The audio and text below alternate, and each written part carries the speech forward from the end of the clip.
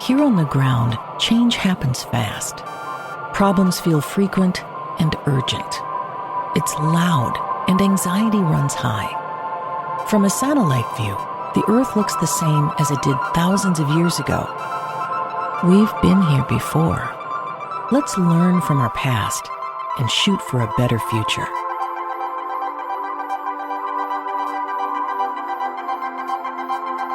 Hello and welcome to this week's episode of A Satellite View. I'm Todd Mikkelson, your host, speaking at you from Sunday, November 23rd, 2025, in the space and time continuum. And I got to tell you, this last week, I was just so sick of all this crap that I was considering not doing the podcast this week. I felt like we're all sick of this. We're all sick of talking about it. We're all sick of thinking about it. Let's all just take some time off. You know, even though things are coming to a head and it looks like at any moment this whole regime could topple. In fact, there was more gatherings yesterday, get rid of the regime or something to that effect. I haven't heard about numbers showing up. We'll probably hear about that in the coming days. But everybody's just so sick of this, and I'm so proud that people are staying strong and staying involved. They want to fatigue us. They want to just make us stop thinking about it so that they can go on with their horrible grift and their crumbling of the United States without us noticing. It's really pissing them off that we all are noticing and being informed, staying on it, holding their feet to the fire. You can tell how much it's pissing them off. You can see little spurts of steam coming out of Donald Trump's ears. And that one reporter, of course, a woman, asks him, why not just release the Epstein files? And he goes, quiet, Piggy. It was not funny. I mean, I can't even make fun of it. It was so gross. Thinking of entitling this episode something to the effect of, fear not the real Piggy. Because Donald Trump is just projecting. And I don't want to insult actual pigs, the animal. They're a very sweet animal. I'm not here to list the animals in niceness. At the top of our chart, the pig. I'm not here to do that. But I don't want to insult the animal, the pig. But Donald Trump is the piggy. So when he calls somebody else the piggy, when he accuses others of sedition and insurrection, it's because he knows he is committing those crimes. Unlawful orders are war crimes. That's a story that you probably did hear about this week, but part of the reason I decided that it was getting a little more fun was because of the G20 summit. This is probably something that you have not heard about. It's a development just from this weekend, and it's pretty hilarious. The G20 summit. If you don't know what that is, it's the top 20 countries economically, some of the most powerful countries trying to have an alliance to try and be in coordination with world matters. So it's the G20, 20 countries. This year it's the G19 because the Donald Trump administration is boycotting it. The reason they're boycotting it is complete BS. Trump says, and he's the only one in the world who thinks that there is a genocide of white people going on in South Africa. It's just absolutely absurd, and it's not anywhere near reality. But that's his excuse. Really, I think his excuse is, I just don't want to think about doing anything anymore. I just want to go golfing. And in fact, he was leaving the White House, yesterday or this morning, saying, I'm going to meet with the great Arnold Palmer, meeting with him about a golf course. I'll remind you about Arnold Palmer, his size of his Johnson, a lot bigger than Mike Johnson's Johnson. Anyway, that's what Donald Trump is actually doing instead of being at the G20 summit or even having a representative at the G20 summit. And the hilarious part is interviews with all of the world leaders. And almost all of them being asked the question, so what is it like having the United States absent this year? Oh man, it's way easier. There's no drama. There's nobody trying to golf and mess up security all around the town. They're not naming names, but there's a certain world leader who's absent. Is it easier with that certain world leader being absent? Oh, fuck yeah. Multiple world leaders talking about how great it is to not have Donald Trump there. Some of them, yes, going ahead and naming him by name. They also came up with, they pretty much already finished their work because it was so easy to do without the twerpy Piggy there. Then what happens? Trump catches wind of it and he's like, oh, we need to get somebody there. We're going to get somebody there. Hold on, you guys. Wait. We're going to show up. Don't know the results of that yet. I think they're all just kind of like, yeah, we're pretty much done already. We're going home. So your guy can come, but I'm not going to be here anymore. I thought that was pretty hilarious. Another thing that's pretty hilarious is an Elon Musk related thing. So, he named Twitter X now. He changed the name to X because he's an idiot. Why would you rebrand an already very successful thing? Well, I guess maybe because what I do is I take successful things and I tank them. I run them into the ground, and that's what I want to do with Twitter. That's why I bought Twitter, rename it and run it into the ground. Well, he added a feature earlier this week, I guess, or midweek. And it's called About This Account, where you can find out more information about each account.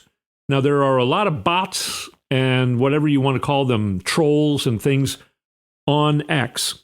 A few years ago, I relied on Twitter for most of my information. I got most of my news on Twitter. Now, I pretty much never go on to Twitter, now called X, because of things like this. It's just full of BS. So a lot of right-wing accounts, when you go to the About This Account, which of course a lot of journalists, a lot of investigative people did, they're like, let's go to this far-right account that just spreads BS about our politics, tries to influence our politics, in favor of MAGA and all of these things. So these far-right MAGA accounts, they're based in places like Russia, other Eastern European countries that are basically our adversaries. Unless you're Donald Trump, of course. There's a story I'm going to tell that's another new development at the very end of this week. And it's not hilarious or funny. It's horrible. But it's proving that Donald Trump has been colluding with Russia since the 1980s, at least, if not starting in the late 70s. I've told that story before. But this About This Account thing, once then all these stories were coming out, revealing all of these well-followed, popular, supposedly far-right MAGA accounts and finding out that they're based in Russia and other countries overseas. He changed that. He got rid of that feature. And then when everybody started to complain that he got rid of the feature, he put the feature back up, apparently. So these people are just going back and forth. Yeah.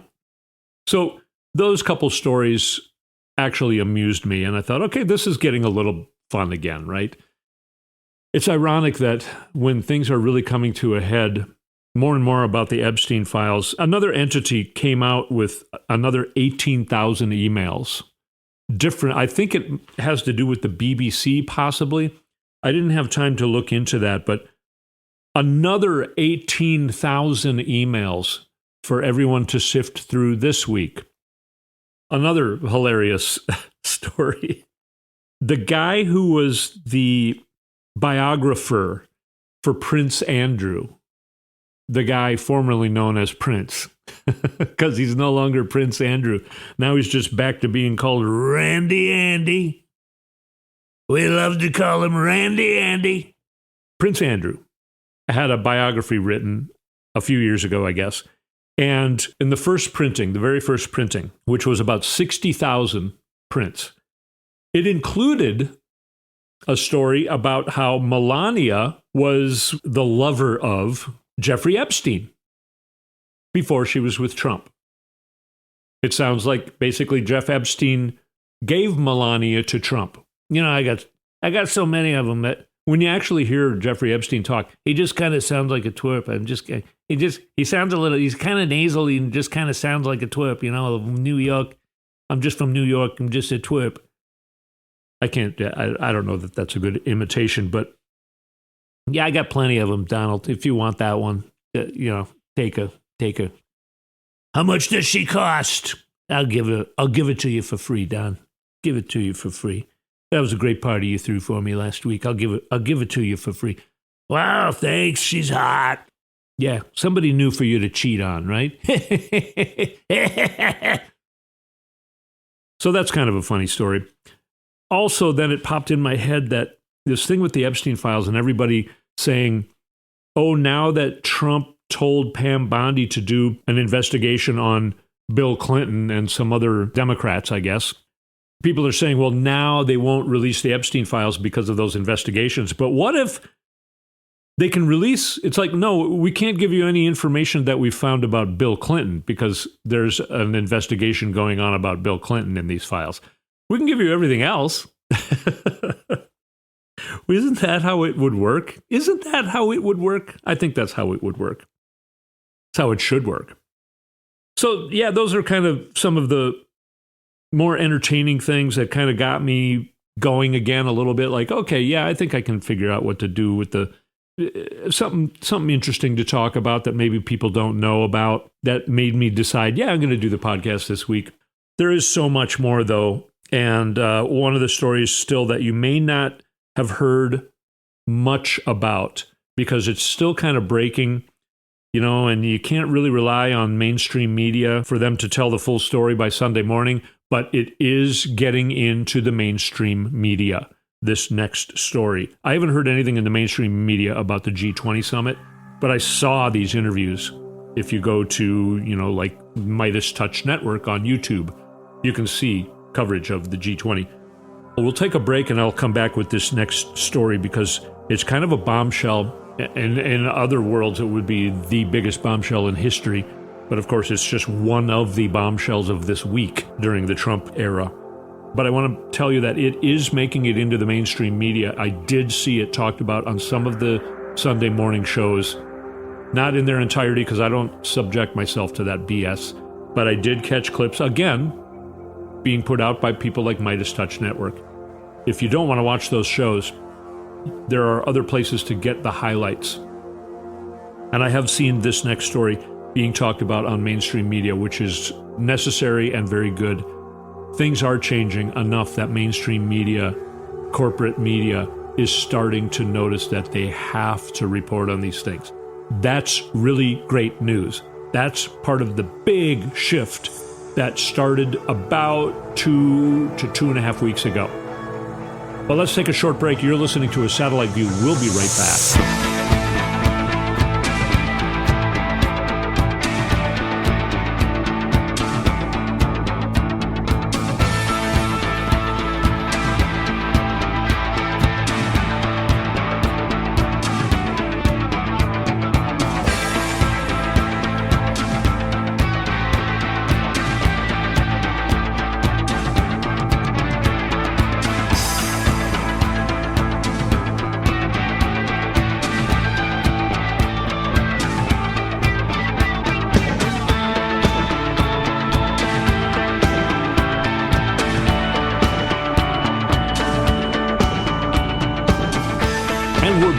Satellite View. Find our website, satelliteviewpodcast.com, and find us on YouTube by searching on YouTube for Satellite View Podcast.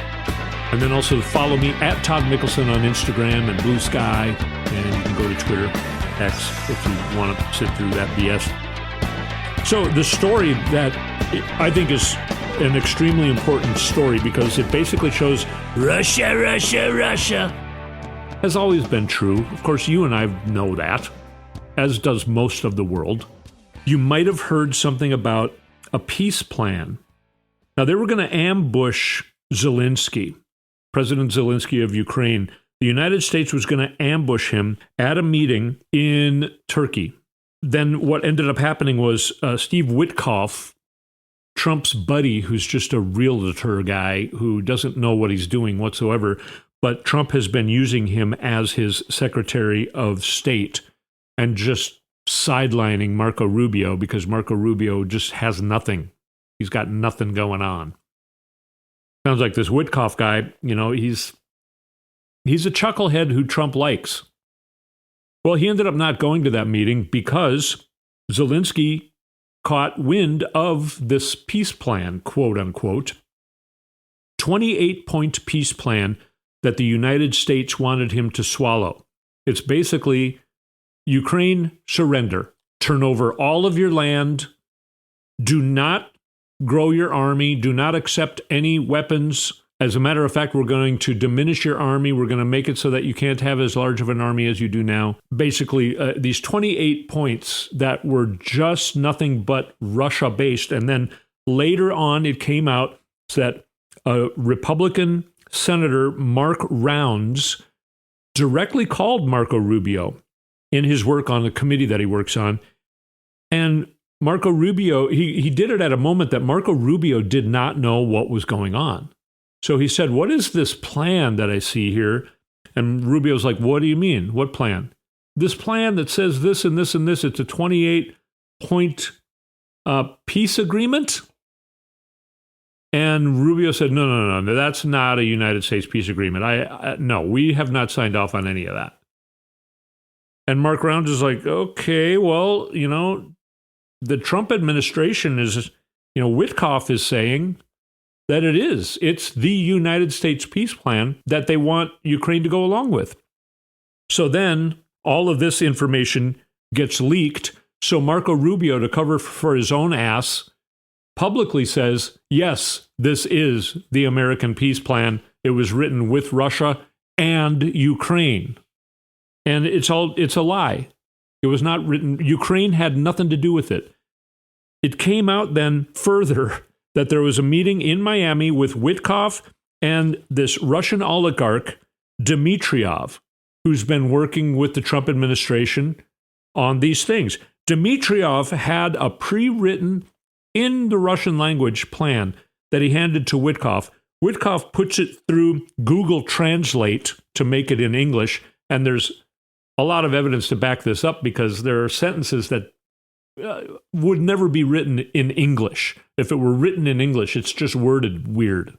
You know how when you have to translate, sometimes there just aren't words that can match from the two different languages. Anyway, so this all came out, and now Marco Rubio doesn't know what to do because he's been caught lying, turning two different ways, and it caused Mark Rounds and other senators at another big summit that everybody was gathered at to take the time away from the subject matter of that summit and have to make statements. So all these American senators and congresspeople line up at a podium and they say, we are reinstating the United States support for Ukraine. This is not the United States peace agreement. And Trump, it doesn't seem like he knows. He doesn't care. He's like, yeah, sure, that sounds good. That's our peace agreement. Well, but Zelensky says he doesn't want it. Well, then he can fight to his heart's content, is the actual words Trump said. Then his Secretary of Communications, Caroline Leavitt, she says, hey, this president has stopped 8 wars. This is going to be the 9th war. He has changed the Middle East historically and forever. No, he hasn't. There was never a ceasefire because Israel kept killing the children. And now Hamas has said, okay, there's officially no more ceasefire in Gaza. So Trump did nothing. Netanyahu is just trying to stay out of prison. And he's, as long as he kills Palestinians, he thinks he can stay out of prison. So Trump did nothing in the Middle East. He's done nothing anywhere else. And this whole thing is just a bunch of BS. It's just incredible. Trump has been colluding with Russia, since the 70s. Okay, let's move on to some other stories here. First of all, I want to talk about this Mamdani thing. Mamdani is very popular. He won overwhelmingly. in New York, the first person to run for mayor of New York who got more than 1 million votes in the history of the universe. The rich people are terrified of that. You can see the rich people trying to call him a jihadist and a communist. Fox News especially, but all of the corporate news media was saying, a big showdown with Mom Donnie and Trump. Showdown, throwdown in the Oval Office. Coming this Friday. And what happens? They have a half an hour or so before any cameras come in. So then the cameras come in. Mom Donnie's standing up because he's a person who is able to stand up. Donald Trump is sitting down because he's not. And Trump is just gushing over Mom Donnie, looking up at him like he's got a crush on him. I know you've seen these stories. And it's hilarious. Fox News had no idea what to do with it. One of the Fox News guys, Kel Mead, came on and said, wow, J.D. Vance must be really jealous. It looks like Trump wants this guy to be his running mate. You know, a lot to dig into there. Trump can't run again, but blah, blah, blah. Mom Donnie knew how to play Trump like a cheap trombone or a cheap banjo or a cheap musical instrument of your choice. And it was just, I thought, hilarious. Right, standing, and Kristen Welker, the host of Meet the Press now, who's almost as bad as Chuck Todd and all the others, she has Mom Donnie on this morning, and she tries like a gotcha question, like, so you have called President Trump a fascist. When you were there right with him, you were asked, hey, you have called President Trump a fascist. Do you still think he's a fascist? And then Donald Trump interrupted. And he said, well, yeah, Donald Trump interrupted, but then after Donald Trump was done interrupting, I said yes. And she goes, so you're saying that you still call Donald Trump a fascist? You still think he's a fascist? And then he says with a smile, he goes, yeah, nothing's changed. Yes. Every word I've said, I mean. I stand behind every word I've said. Donald Trump changed everything he said. Donald Trump was asked, so Elise Stefanik said that Mom Donnie is a jihadist.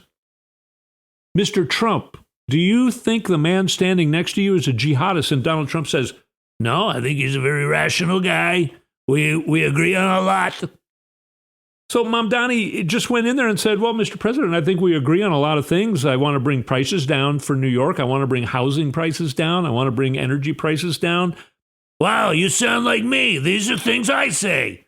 Well, I think we agree on these things, Mr. President. And that's all you got to do. And basically, you know, I'm trying to not say the disgusting things about what people say when then the way Trump started to treat Mom Donnie. Using part of his anatomy as a popsicle, I guess, is some of the things that I have said in the past. That's offensive-less enough, I think. So Mom Donnie had Trump, you know, totally eating out of his candy basket. It's very easy to manipulate this twerpy pig. Piggy. Twerpy Piggy. He is the twerpy Piggy. There were more Ghislaine Maxwell emails, and she's talking about how nice it is in this new facility. It put into my head, I have lived in worse living conditions than she's living in right now. You may have too in parts of your life. I had what was called a garden level apartment. That just really means the dank basement apartment. That you have some windows that are right at grass level, sidewalk level, not so much a garden. It was a really crappy apartment. And it sounds like Ghislaine Maxwell, who has trafficked children, has better living conditions than I have and that you may have as well. And also better living conditions than the survivors of Jeffrey Epstein and Ghislaine Maxwell and Donald Trump have for probably parts of their lives as well. 18,000 more emails coming out. People are going through. this is unfolding, and it's going to remain unfolding for a long time to come. It's going to reveal some nastiness, some nasty things. I've talked about that in the past, but I'm just so proud of the survivors, and I'm proud of you for keeping the pressure on this Twerpy Piggy. It's Thanksgiving week, so I think that we all need to enjoy our lives and enjoy the people in our families or whoever. I hope you're spending Thanksgiving with people that you enjoy spending Thanksgiving with. I hope you don't have to be with the drunk uncle who loves Donald Trump or anything like that. I'm lucky enough that both Heidi and I, on both sides of our families, pretty much we all agree on these types of things. So we're not going to... I enjoy holidays now. There was a time in the past where I didn't, but now I do. Because all the people that I get to see are people that I want to see. And I hope that you have that this week. I'm going to keep an eye on things still, but I think most of the things that are going to be revealed now are going to be helpful instead of terrifying. Now, I was going to do a segment on correlation between the new Ken Burns documentary series, The American Revolution, and now, between the British soldiers and ICE agents, right? So there are still some terrifying, horrible things going on, and you and I need to remain strong for those people who are being affected by those things. So part of staying strong is to take care of yourself. That's not being selfish, it's being smart. The whole thing about when the mask comes down, if the airplane's crashing, you need to put your own mask on before you help your child with their mask. Because if you lose consciousness, you can't help your child anymore. So stay conscious, stay awake, stay rested, stay happy. We're not going to let this Twerpy Piggy take away any of our joy. We're not going to let this Twerpy Piggy scare us in any way.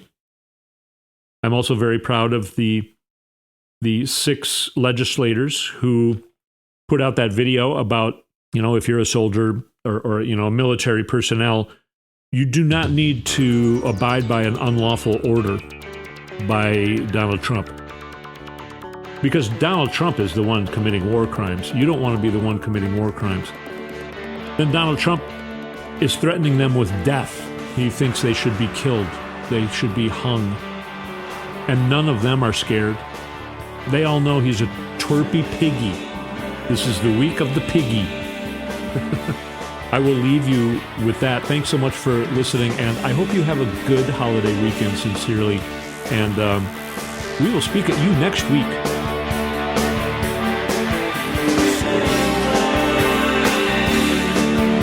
You've been listening to A Satellite View with Todd Mikkelson.